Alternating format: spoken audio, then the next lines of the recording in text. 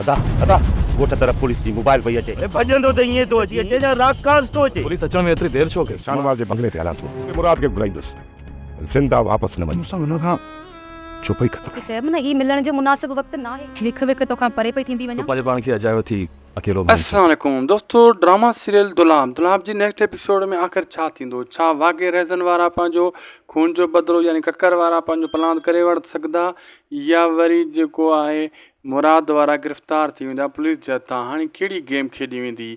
अचण वारी किस्त में कंहिंजो हाणे नंबर आहे, कंहिंजे मथे ते गोली जो निशान आहे? दोस्तों हीअ वीडियो आख़िर ताईं ॾिसो, तव्हांखे ज़बरदस्त अपडेट ॾींदा हलूं। दोस्तों मां तव्हांखे ॿुधाईंदो हलां त हाणे जेको रहज़न वारनि यानी ककर वारनि गेम सोची आहे त फ़ैसिले मां उथारींदासीं कंहिंखे, हुन मुराद वारनि खे चुंगूं ॾेई उथारींदुमि, संग ॾियो फलाण कयो टीर कयो। उन्हनि खे उहा ॻाल्हि वणंदी कान।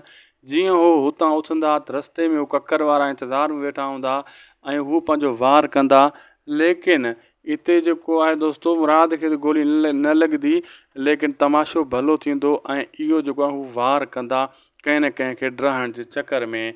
ऐं ॿी ॻाल्हि तव्हांखे ॿुधाईंदो हलां त पुलिस बि इन्हनि खे ॿ टे मुड़ुस जेका न वांदा मुड़ुस पुलिस काहे खणी वेंदी, जंहिंमें मीर शाहनवाज़ पाण उन खे आर्डर ॾिनो आहे त हिकु ॿ ॼणा खणी अचे, जीअं मतिलबु मेन माण्हू न सिर्फ़ु नाले लाइ। अहिड़े हिसाब सां दोस्तो हू पंहिंजी सोच सोचनि था, रहज़न वारा मुराद वारा जेको आहे वरी पंहिंजी सोच सोचनि था। ककर चए थो त मां प्लान थी कयां तमामु जल्द। दोस्तो जीअं जीअं ड्रामो हाणे अॻिते वधंदो तीअं तीअं हर ड्रामो ज़बरदस्त थियण वारो आहे। होॾो मंसूर खान आज़म मेंगल जो करैक्टर फ़िलहालु एक्शन में न आहे आयो, हू इश्क जे चकर में फाथल आहे, पंहिंजी मोहबत सां रुॻो फ़ोनुनि ते ॻाल्हाए थो पियो।